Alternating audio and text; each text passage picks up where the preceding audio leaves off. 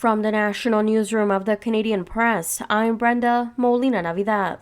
A Hamas spokesman says time is running out for reaching a deal with Israel to release the remaining 100 hostages held by the militant group. The U.S., Qatar, and Egypt have spent months trying to broker another ceasefire and hostage release since the first deal in November saw hostages exchanged for the release of Palestinian prisoners.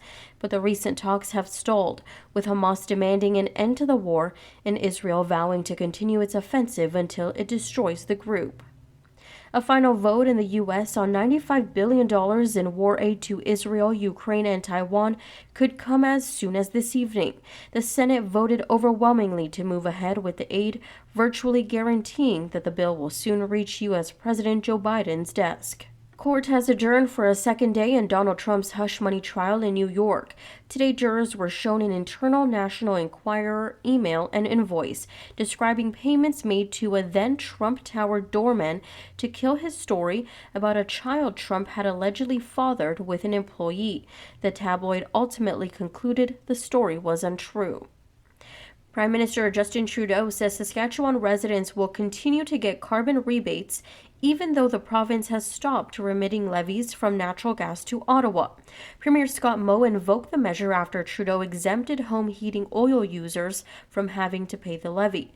Trudeau confirmed today in Saskatoon that residents will still get their rebates. We're going to continue to deliver the Canada Carbon Rebate to families right across Saskatchewan, despite the fact that Premier Moe is not sending that money to Ottawa right now. Saskatchewan is breaking federal law by deciding not to remit the federal carbon price on natural gas to Ottawa.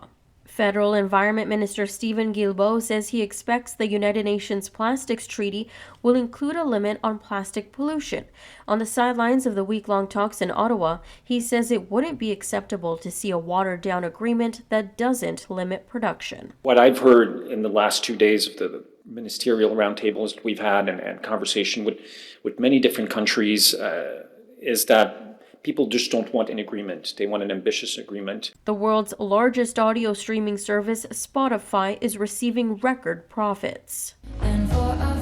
The place where Taylor Swift's new album is setting streaming records, Spotify, is setting revenue records. In its latest earnings report, the company says in the first quarter of 2024, it passed $1 billion in gross profit for the first time ever. Total active monthly users, free and paid, were up 19% year over year to 615 million worldwide, and paid subscribers were up 14%. This comes after big-time cost-cutting and layoffs last year. Spotify let go around 17% of its staff, about 1,500 jobs. Jason Nathanson, ABC News, Hollywood. This is the Canadian Press.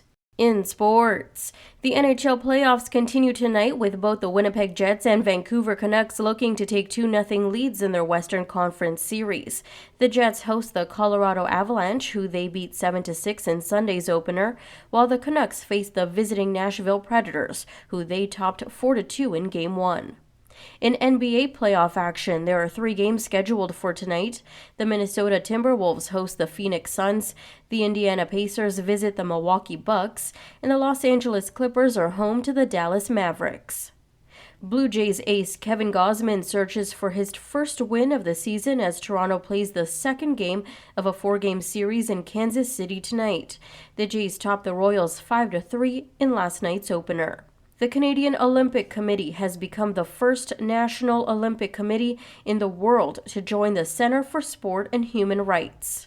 From the Canadian Press, I'm Brenda Molina Navidad.